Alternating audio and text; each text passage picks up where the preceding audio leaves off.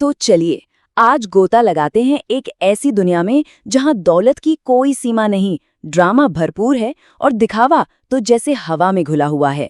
हम बात कर रहे हैं केविन क्वॉन के best selling novel crazy rich Asians की, वो कहानी जिसने पूरी दुनिया को हैरान कर दिया।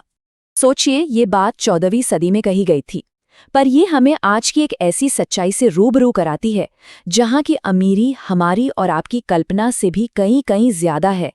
कहानी की शुरुआत होती है एशिया की चकाचौंध से बहुत दूर न्यूयॉर्क शहर में। यहाँ हम मिलते हैं एक जोड़े से जो पहली नज़र में बिल्कुल आम लगता है।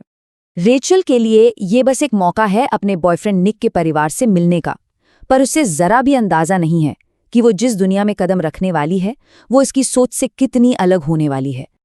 अब जरा इस फर्क को देखिए, एक तरफ एक साधारण मिडिल क्लास जिंदगी है और दूसरी तरफ बेहिसाब दौलत की एक पूरी सल्तनत। और सबसे चौंकाने वाली बात, निक ने अपनी ये पहचान रेचल से हमेशा हमेशा छिपा कर रखी थी। जैसे ही वो सिंगापुर में लैंड करते हैं, रेचल की दुनिया मानो पूरी तरह से पलट जाती है। उसके सामने निक की वो सच्चाई आती है जिससे वो अब तक अनजान थी।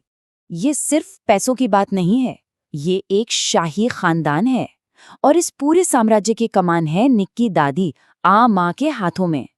वही है इस परिवार की असली मुखिया। देखिए, निक का परिवार कोई छोटा मोटा परिवार नहीं है, ये कई रईस खानदानों का एक बड़ा, कह सकते हैं कि एक मकड़ जाल है, जहां हर किसी का अपना एजेंडा है, अपनी एक दौड़ है। और बस यहीं से शुरू होता है असली टकराव। जैसे ही रेचल इस दुनिया में आती है, उसे एक बाहरी इंसान की तरह देखा जाता है, कोई ऐसा जो उनके सर्कल में बिल्कुल फिट नहीं बैठता। निक की माँ एलिनोर को जैसे ही रेचल के बारे में पता चलता है, वो ठान लेती है कि इस रिश्ते को खत्म करना है और इसके लिए वो किसी भी हद तक जा सकती है, मतलब एक प्राइवेट जासूस को काम पर लगाने तक। यहाँ समाज का एक और पहलू दिखता है, ओल्ड मनी और न्यू मनी का फर्क। यंग परिवार जैसे लोगों के लिए पैसा उतना जरूरी नहीं जितना कि उनका खानदान और उनकी विरासत, और इस लिहाज से रेचल उनके लिए कुछ भी नहीं है। रेचल को सिर्फ नापसंद नहीं किया जाता, बल्कि उसे तोड़ने की पूरी एक मुहिम चलाई जाती है। अफवाहें, ताने और सीधी सीधी धमकियां, सब कुछ होता है ताकि उसे ये एहसास दिलाया जा सके कि वो इस दुनिया के लायक ही नहीं है। कहानी में ड्रामा तब और बढ़ जाता है जब एलिनोर को लगता है कि उसकी चालें काम नहीं कर रही। तब वो अपना सबसे बड़ा दांव चलती है, एक ऐसा राज सामने लाती है जो इस रिश्ते को हमेशा के लिए खत्म कर सकता है। और बस इस एक खुलासे के बाद सालों से दबे हुए राज और गहरे जख्म एक एक करके सामने आ जाते हैं। रेचल की अपनी पहचान ही सवालों के घेरे में आ जाती है। और तब जाकर सच सामने आता है।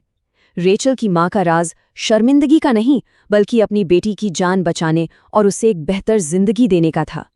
ये एक माँ की कुर्बानी की कहानी थी। खैर, कहानी में तो निक और रेचल एक हो जाते हैं, लेकिन ये सब सुन के एक सवाल तो मन में आता ही है, क्या ऐसी आलीशान, ऐसी नाटकीय दुनिया सच में हो सकती है?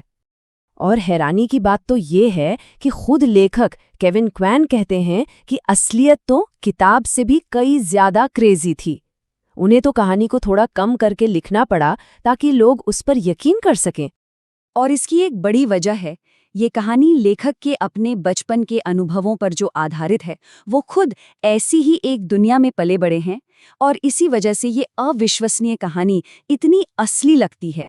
आखिर में ये नॉवेल हमें एक बहुत गहरे सवाल के साथ छोड़ जाता है कि जब बात परिवार की इज्जत, सदियों पुरानी परंपरा और बेहिसाब दौलत की हो, तो क्या प्यार के लिए सच में कोई भी कीमत चुकाई जा सकती है, या हर चीज की अपनी एक हद होती है?